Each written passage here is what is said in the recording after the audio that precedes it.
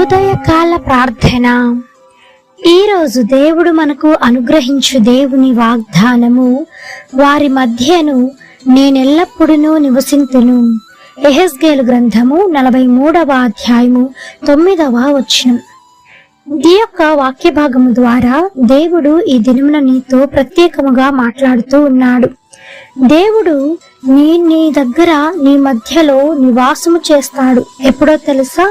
నీ కంటితోనూ, నీ దేహముతోనూ, నీ హృదయముతోనూ, నీ ఆలోచనతోనూ నీవు చేసినటువంటి పాపమును, జారత్వమును నీలో నుంచి ఎప్పుడైతే నువ్వు తీసివేసుకుంటావో, నీ యొక్క దేహాన్ని, దేవుని ఆలయమైనటువంటి ఆ యొక్క హృదయాన్ని నువ్వు ఎప్పుడు పరిశుద్ధంగా ఉంచుకుంటావో, ఆ యొక్క క్షణంలో, ఆ యొక్క సమయంలో ఎప్పుడు, ప్రతిరోజు, ప్రతి క్షణము, ప్రతి గడియ, ప్రతిరోజు ఇంకా అంతము ఎప్పటి వరకు వస్తుందో అప్పటి వరకు కూడాను నీ మధ్య దేవుడు నివసిస్తూనే ఉంటాడు.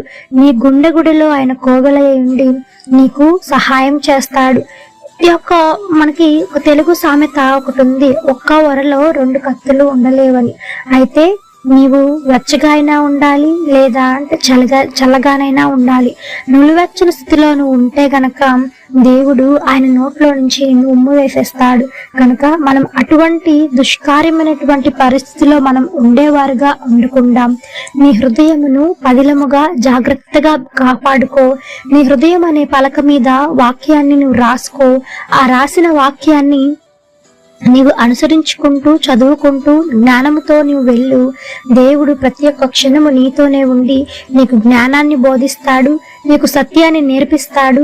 ఎలా ఉండాలి, ఎలా ఉండకూడదు, ఎదుటివారితో ఎలా మాట్లాడాలి, ఎలా మాట్లాడకూడదు అనే యొక్క విషయంగా ప్రతి ఒక్క విషయంలోనూ నీకు సహాయం చేసి నీకు మంచి జ్ఞానాన్ని దేవుడు దయచేస్తాడు. కనుక నీలో నువ్వు చేయవలసిన మొట్టమొదటి పని, దేవుడు నీలో నివాసం చేయాలి అన్నా, నీతో సహవాసం చేయాలి అన్నా, మొట్టమొదట నీలో ఉన్న జారత్వాన్ని, ముఖ్యముగా నీ కంటితో చూసేటువంటి ఆ యొక్క ఏదైతే సన్నివేశాలు ఉన్నాయో ఆ సన్నివేశాలే కానీ, లేదా నీ యొక్క నోటితో పలికేటువంటి మాటలైనా కానీ, నీ యొక్క మనసుతో చేసేటువంటి ఆలోచనలైనా కానీ, ఇవన్నీ చెడు అలవాట్లు, జారత్వం నుంచి నువ్వు విడుదల పొందు.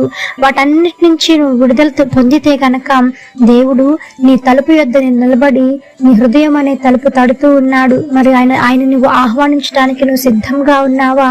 దేవుడైతే నీతో మాట్లాడడానికి, నీతో ముచ్చటించడానికి, నీ మధ్యలో నివాసం చేయడానికి దేవుడు సిద్ధంగా ఉన్నాడు. మరి నీవు కూడా సిద్ధంగా ఉంటే నీవు చేయవలసిన పనెల్లా నీలో ఉన్న జారత్వాన్ని తీసివేసుకొని నీ దేహాన్ని పరిశుద్ధంగా ఉంచుకొని చూడు. పరిశుద్ధమైనటువంటి ఆలోచనలు, పరిశుద్ధమైనటువంటి పనులు, దేవునికి అనుసంధానం చేసేటువంటి మాటలు మనం మాట్లాడిన వేళ ఈ దినమైన దేవుడు నీతో స్పష్టంగా మాట్లాడుతూ ఉన్నాడు. నేను నీ మధ్య నివాసం చేస్తాను అని. ఆమెన్. దేవుని యొక్క ఆదరణ నీకును నీ కుటుంబానికి మెండుగా దేవుడు దయచేయునుగాక. ఆమెన్. ఈ యొక్క వాక్య భాగము ప్రతి ఒక్కరి జీవితంలో నెరవేరాలని కోరుకుంటూ అందరం కలిసి ప్రార్థన చేద్దాం. ప్రార్థన. మమ్మల్ని మిక్కిలిగా ప్రేమించిన మా ప్రియ పరలోకపు తండ్రి, మీ ఘనమైన పాదములకు వేలాది వందనములు, స్తుతి స్తోత్రం చెల్లిస్తున్నాం. దేవా, ఆశ్చర్యకరుడవు, ఆలోచనకర్తవు, జీవాధిపతి, మీకు వందనములు తండ్రి. పరిశుద్ధుడు, పరిశుద్ధుడు, పరిశుద్ధుడు అని నిత్యము సకల దూతల చేత కొనియాడబడుచున్న యేసయ్య, మీ బంగారు పాదములకు వెలకట్టలేని వందనములు, స్తుతి స్తోత్రం చెల్లిస్తున్నాము తండ్రి. నాయన, ఇచ్చిన వాగ్దానమును బట్టి మీకు వందనములు. ఈ యొక్క వాగ్దానము ప్రతి ఒక్కరి జీవితంలో మీరు నెరవేర్చండి, ఫలింపచేసి నేను స్థిరపరిచి ఆశీర్వదించమని వేడుకుంటున్నాం తండ్రి. మా మధ్యలో నివాసం చేయటానికి దేవా, మీరు చూపించినటువంటి ప్రేమను బట్టి మీకు స్తోత్రం. మా యొక్క హృదయాల్లో తండ్రి మీకు స్థానం ఇవ్వటానికి నాయన మా యొక్క హృదయములు మేము పరిశుద్ధపరచుకునేలాగున సహాయం చేయండి. అపవాదికి ఎక్కడా చోటు ఇవ్వకుండా జారత్వం నుంచి మేము విడుదల పొందేలాగున సహాయం చేయమని వేడుకుంటున్నాం. అట్టి పరిస్థితుల్లో ఈ దినమున ఎంతమంది అయితే ఉన్నారో ఆ పరిస్థితిలో నుంచి వారు విడుదల పొందుదురుగాక యేసు నామములో. ఆర్థిక సమస్యల నుంచి విడుదల, వివాహాలు జరిగించండి, ఉద్యోగాలు దయచేయండి దేవా. బిడ్డలు లేని వారి గర్భాలను తెరవండి తండ్రి.